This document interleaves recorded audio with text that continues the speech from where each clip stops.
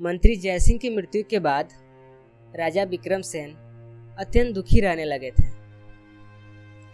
उन्हें समझ नहीं आ रहा था कि जयसिंह के स्थान पर किसको मंत्री बनाया जाए, क्योंकि जयसिंह एक अत्यंत चतुर और ईमानदार व्यक्ति थे। राजा की चिंता दिन प्रतिदिन बढ़ने लगी। एक दिन उसने अपने सिपाहियों को बुलाया और कहा, जाओ जाकर नगर में घोषणा कर दो कि जो कोई भी चांद को कुएं में करके दिखाएगा, मैं उसे राज दरबार का नया मंत्री नियुक्त करूंगा। सिपाहियों ने ऐसा ही किया। सुनो सुनो सुनो, महाराज विक्रमसेन ने यह घोषणा की है कि जो कोई भी चांद को कुएं में करके दिखाएगा, वह उसे राज दरबार का नया मंत्री नियुक्त करेंगे। अगले दिन दरबार में लोगों का जमावड़ा लग गया।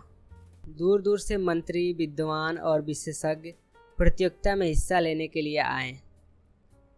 सबने बारी बारी से अपना विचार प्रकट किया। किसी ने कहा कि महाराज, हमें एक विशाल रस्सी और 100-200 पहलवानों की आवश्यकता होगी, ताकि हम रस्सी से चांद को बांधकर कुएं में पटक सकें। तभी चांद को कुएं में दिखलाया जा सकता है।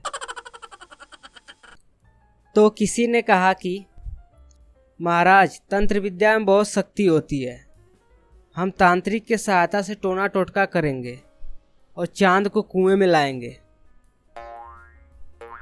तो किसी ने कहा कि महाराज, यह तो असंभव है।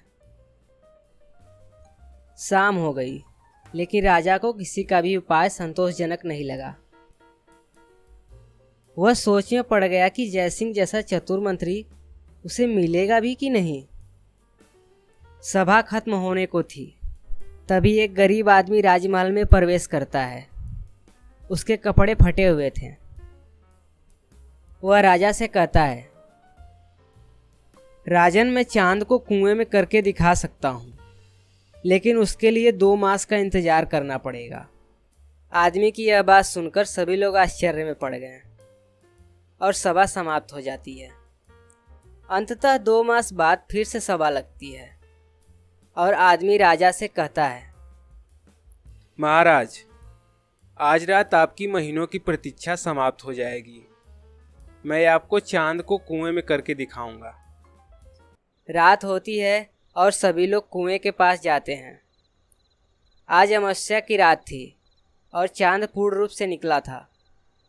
गरीब आदमी राजा से कहता है, देख लीजिए महाराज, चांद पूर्ण रूप से निकला है और उसका प्रतिबिंब कुएं में साफ दिख रहा है। आपने चांद को कुएं में दिखाने की बात की थी, चांद को कुएं में डालने की नहीं। चांद पृथ्वी जितना बड़ा है, वह भला कुएं में कैसे आ सकता है? आदमी की यह बात सुनकर राजा बहुत प्रसन्न हुआ और कहा, मैं तुम्हारे चतुराई से बहुत प्रसन्न हूँ। मुझे तुम जैसे ही चतुर व्यक्ति की तलाश थी। आज से मैं तुम्हें अपना मंत्री नियुक्त करता हूँ।